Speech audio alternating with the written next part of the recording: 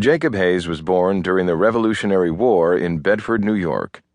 His father, David Hayes, was a merchant who served under General George Washington and allowed the future president to use his shop to hold staff meetings. As a 7-year-old, young Jacob joined the cause by helping sneak a herd of cattle through enemy lines. In 1798, David asked Aaron Burr to help his son get a position as a marshal in New York City. Jacob's early success led to his appointment as High Constable by the mayor in 1802. He oversaw a small constabulary of 28 part-time watchmen who, after their day jobs, worked from dusk to dawn under a system that was first established by the Dutch in 1658 and kept in place by the English when they gained control of New York City in 1674. Although the High Constable was supposed to handle administrative chores, such as processing writs and court orders, Hayes expanded his duties to include peacekeeping and crime-solving.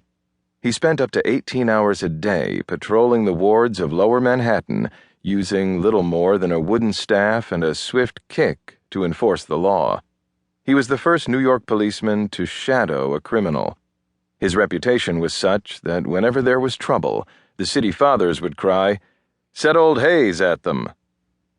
It was said that his mere presence, coupled with a stern warning to go home, was usually enough to quell a street brawl and disperse the troublemakers, but more than likely a few well-aimed blows were required to get the message across.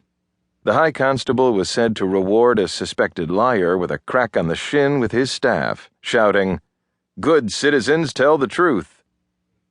In solving murders of his day, Hayes relied on his wits, his powerful recall, and his innate ability to outsmart suspects.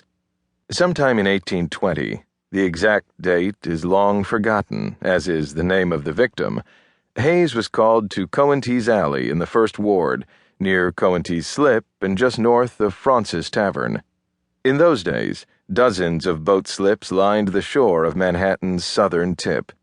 A dead shipmaster had been found with a fatal wound to the head. The victim appeared to have been killed during a robbery.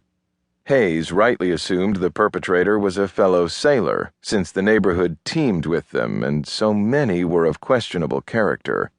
He zeroed in on a captain's bunkmate, a sailor named Johnson. He was a capable liar who convinced everyone but Hayes of his innocence. Fortunately, Hayes had one last trick up his sleeve to prove his theory.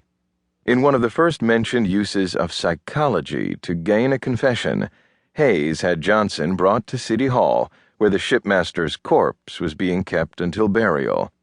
Hayes pulled off the shroud covering the captain's remains and bellowed, "Look at the body. Have you ever seen that man before?"